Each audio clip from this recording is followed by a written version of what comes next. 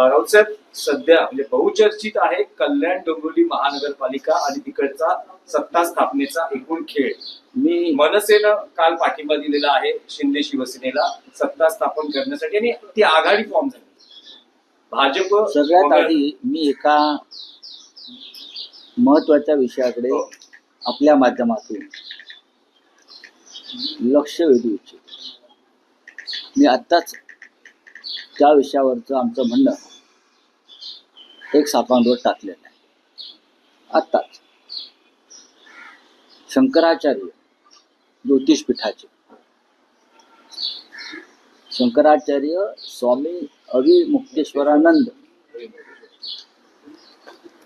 यांना ज्या पद्धतीनं त्यांच्यावर उत्तर प्रदेशमध्ये काशी प्रयागराज भागामध्ये हिंदुत्ववादी योगी सरकारनं त्यांना स्नानाला जाण्यापासून रोखलं आणि त्यांच्यावरती पोलिसांकडून निर्घृण लाठीमार झाला. ते उपोषणाला बसले. आंदोलन शंकराचार्य हिंदुत्ववाद्यांचे हे आंदोलन करतायत. कोणाविरुद्ध? तर हिंदुत्ववादी सरकारविरुद्ध, मग ते केंद्रातलं असेल किंवा राज्यातलं असेल. स्वामी मुक्तेश्वरानंद त्यांच्या अंगावर सुद्धा भगवी वस्त्र आहेत हिंदुत्वाची आणि योगींच्या अंगावर सुद्धा तीच वस्त्र आहे. आणि प्रधानमंत्री मोदी सुद्धा अधूनमधून निवडणूक काळामध्ये अशा प्रकारची रंगरंगोटी करून हिंदुत्वाच्या नावावर मतदान करतात. पण शंकराचार्यांवर भर रस्त्यामध्ये हल्ला झाला. मला एवढंच म्हणायचं, महाराष्ट्रामध्ये काही काळापूर्वी स्वामी मुक्तेश्वरानंद जेव्हा आले, नक्कीच मातोश्रीवरती ते आले होते, पण त्यांना मुख्यमंत्री शिंदे असताना त्यांना स्टेट गेस्ट राज्य अतिथीचा दर्जा दिला. राज्य अतिथी फार महत्वाची गोष्ट आहे. ती शक्यतो परदेशी पाहुण्यांना दिली जाते किंवा प्रमुख जे लोक असतात त्यांना राज्य अतिथीचा दर्जा दिला. त्यांना वर्षा बंगल्यावर बोलवलं. वर्षा बंगल्यावर त्यांची पूजा केली, चरण धुतले त्यांचे. शिंद्यांनी बरंच काय केलं. शिंद्यांनी त्यांच्याकडनं बरंच काही, हेच कसे बाळासाहेब ठाकरेंचे वारसदार आहेत वगैरे वगैरे वगैरे असं वदवून घेतलं. पण आज त्याच शंकराचार्यांवरती तुमचेच पोलीस निर्घृण हल्ला करतायत, मारतायत. अशा वेळेला हिंदुत्ववादी एकनाथ शिंदे आपल्या गुरुवर हल्ला होत असताना गप्प बसले. गुरुच आहेत ना त्यांचे ते हिंदुत्ववादी. शंकराचार्यांवरती हल्ला असताना एकनाथ शिंदे गप्प बसलेले.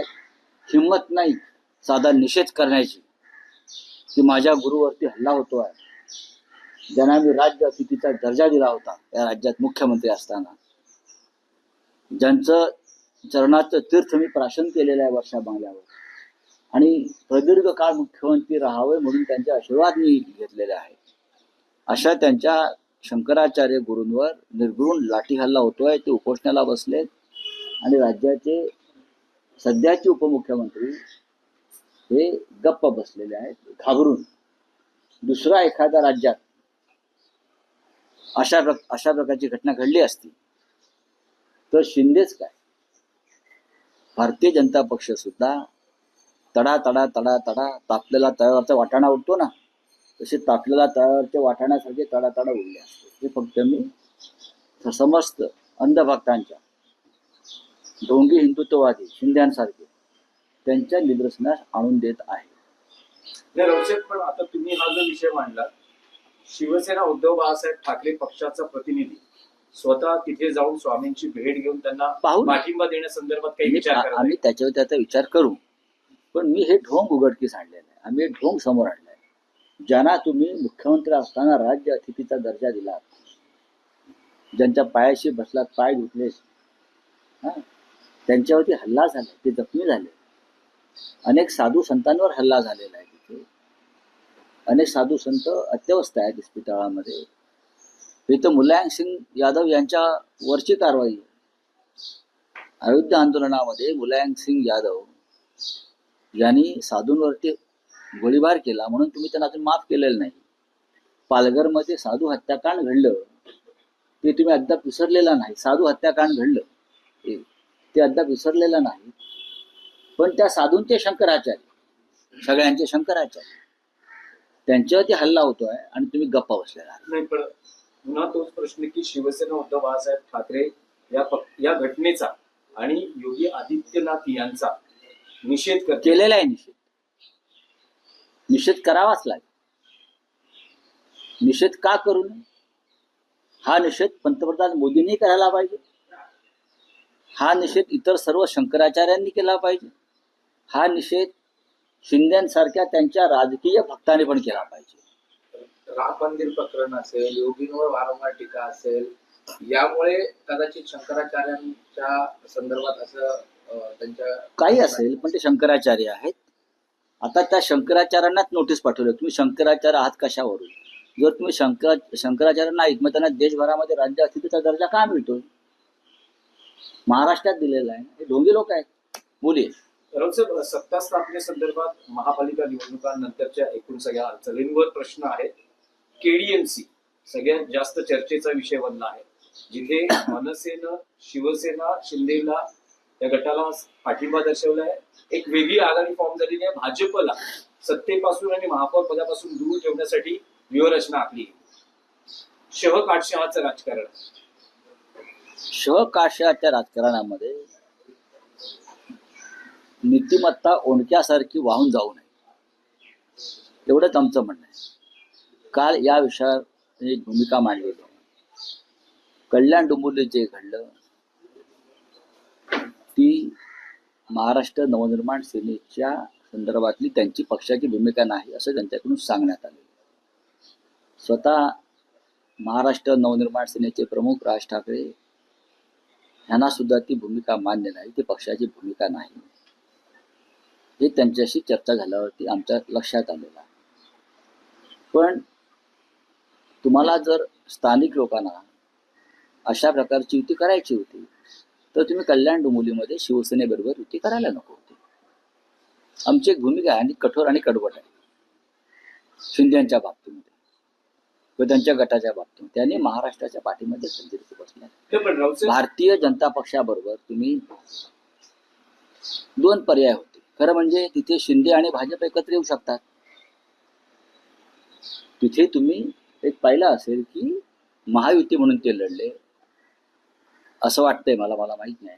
तिथे शिंदे आणि भाजप महायुती म्हणून एकत्र येऊन सरकार बनवू शकतात त्यांचे जे काय ते. इतरांना त्याच्यामध्ये घुसायचं कारण नव्हतं. हे माझं मत आहे. अर्थात त्यांनी तो निर्णय घेतलेला आहे.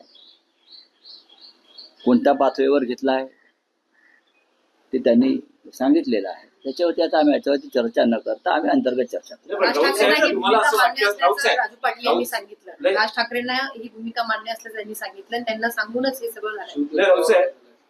राज ठाकरेंनी त्यांच्या निर्णयाचा फेरविचार करावा आणि आघाडी किंवा त्या गटात सहभागी होण्याचा जो निर्णय आहे तो मागे घ्यावा असं आवाहन तुम्ही करता का? नाही.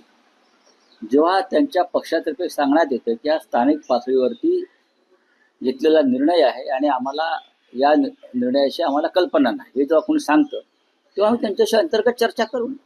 तुमच्या पक्षाचे नगरसेवकांनी देखील प्रस्ताव आलेला असल्याचं मीडिया समोर सांगितलेलं आहे. पक्षश्रेष्ठींना भेटही झालेली आहे.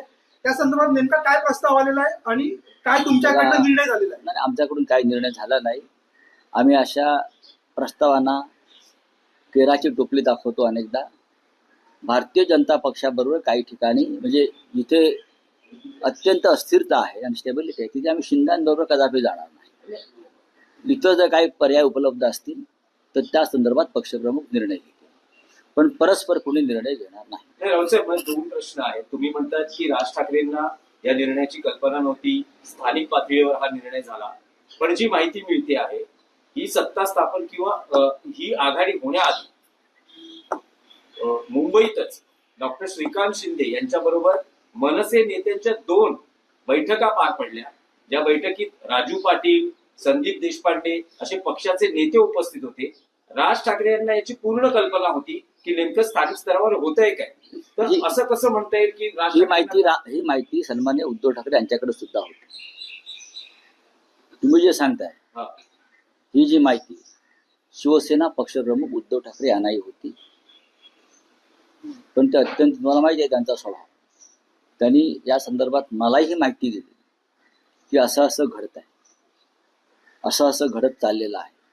हे पहिल्या दिवसापासून उद्धव ठाकरे साहेबांकडे याची पूर्ण माहिती होती आणि आता ही काय चाललंय पडद्यामागे त्याची खडानखडा माहिती आहे. पण मग तेच म्हणतोय की राज ठाकरे म्हणतात की तो स्थानिक स्तरावरचा निर्णय आहे, मला या बाबतीत कल्पना नव्हती. तर मग हा निर्णय आता बदलला जाऊ शकतो का? नाही नाही, आता बघा, त्यांचा एक स्वतंत्र पक्ष आहे. ज्या प्रकारचं समाज माध्यमातून, वृत्तपत्रातून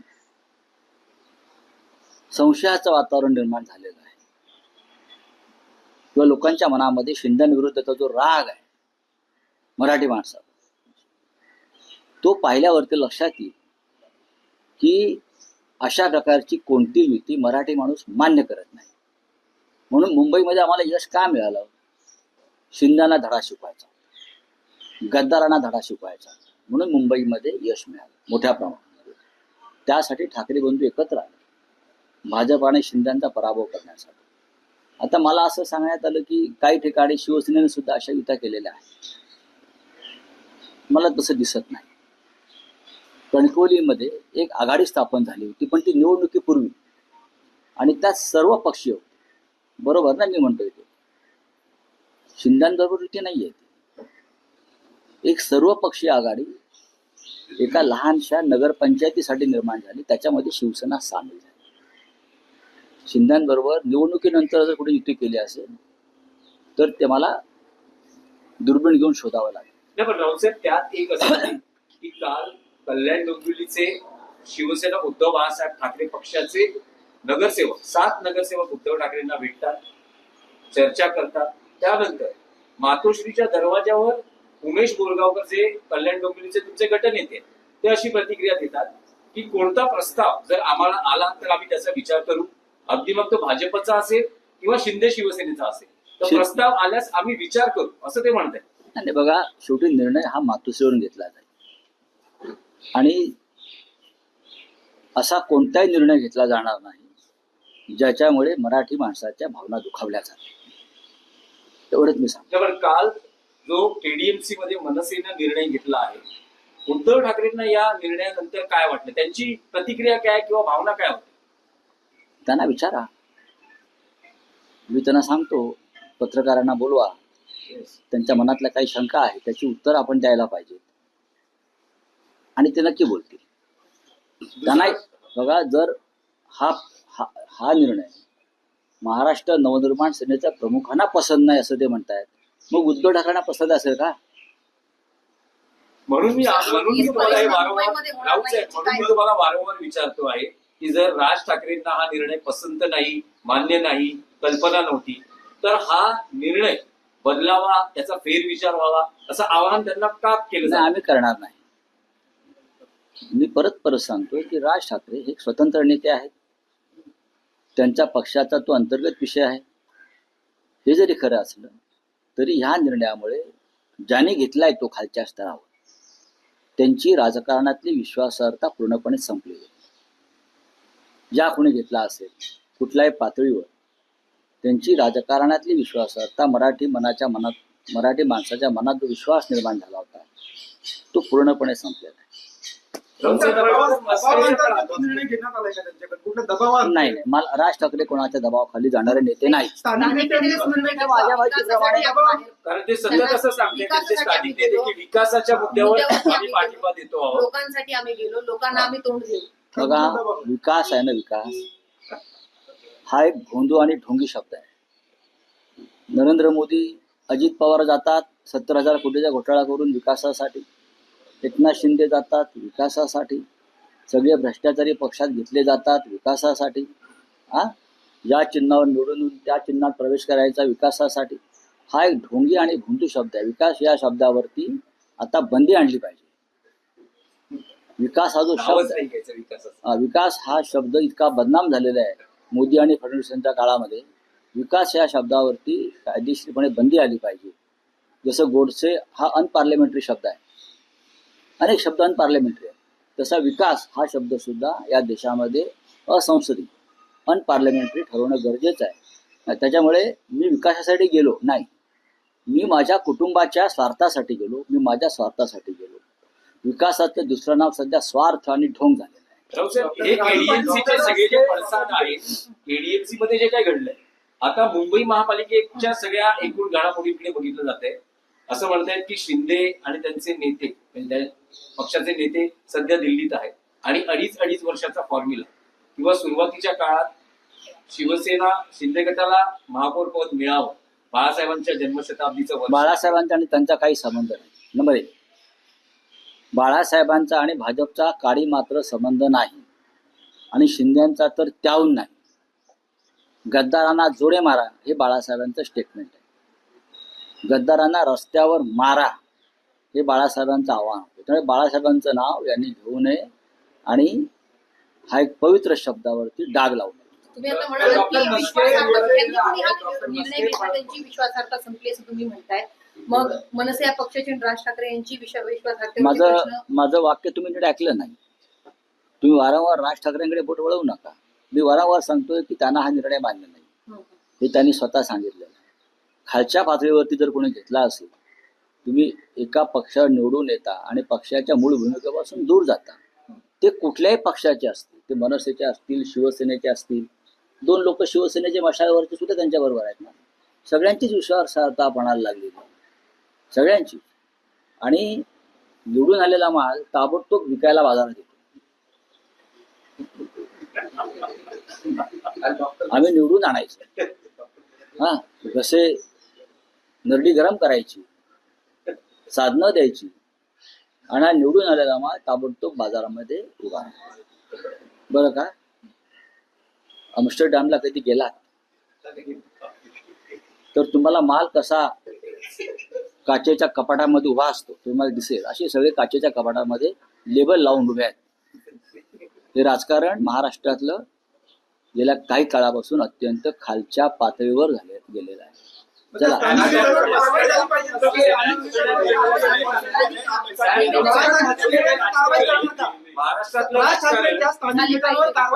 तुम्ही हा प्रश्न राजसाहेबांना विचारायला पाहिजे ना.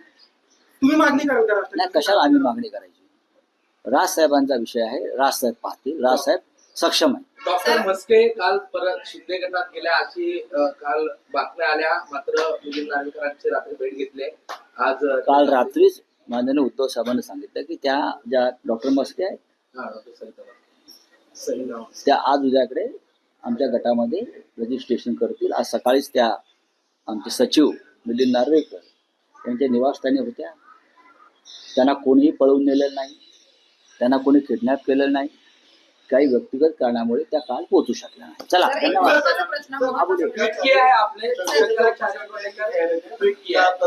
देखिए, ज्योतिष पीठ के शंकराचार्य और जो बहुत प्रखरता से अपनी बात भी रखते हैं, इसलिए भी वो लोकप्रिय है. बहुत सी बातें शायद किसी को पसंद भी नहीं आती उनकी, फिर भी वो ज्योतिष पीठ के शंकराचार्य. जिस तरह से उनके ऊपर उत्तर प्रदेश में योगी जी के सरकार ने पुलिस द्वारा हमला किया है, वो बहुत चिंता का विषय है.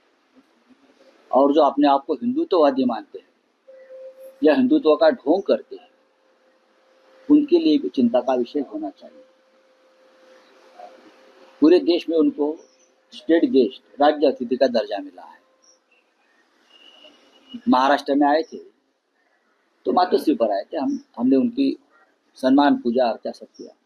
बाद में उनको निमंत्रित किया, मुख्यमंत्री शिंदे मुख्यमंत्री थे तो उनके सरकारी आवास पर वर्षा बंगले और मुख्यमंत्री जी ने भी शंकराचार्य जी को राज्य अतिथि का दर्जा दिया था. ऐसे शंकराचार्य के ऊपर हमला होता है और आज के एकनाथ शिंदे उनके ऊपर अपनी बात भी नहीं रख पाते, निषेध भी नहीं कर पाते कि आपके गुरु है, आपने उनके चरण धोकर तीर्थ प्राशन किया है वर्षा बंगले, आपने उनको राज्य अतिथि का दर्जा दिया है. तुम्हारे गुरु के ऊपर हमला हो रहा है, ये हिंदुत्व के ऊपर हमला है, लेकिन आप बात नहीं करते, आप निषेध नहीं करते। ये क्या है? ये है ढोंगी हिंदुत्व, नकली हिंदुत्व, बोगस हिंदुत्व, स्वार्थी हिंदुत्व। लेकिन हम शिवसेना उद्धव बाळासाहेब ठाकरे ये घटना की कड़ी निंदा हम कर रहे हैं और आगे क्या करना हम देख लेंगे। सर, नारायण तुपे यांचे ऑडिओ क्लिप व्हायरल झाले, त्याच्यात ते म्हणतात की पोलीस बंदोबस्त, नारायण तुपे ते असं म्हणतात की पोलीस बंदोबस्तात आपण पैसे कल्याण वाढवू। डोंबिवली में जिस तरह नगर सेवक है जो आपकी नॉन रिचेबल है और 4 नगर सेवक अभी मनसे के जो गए हुए हैं, देख इसका लेंगे, क्या कहना है सर? देख लेंगे, अभी बहुत टाइम है।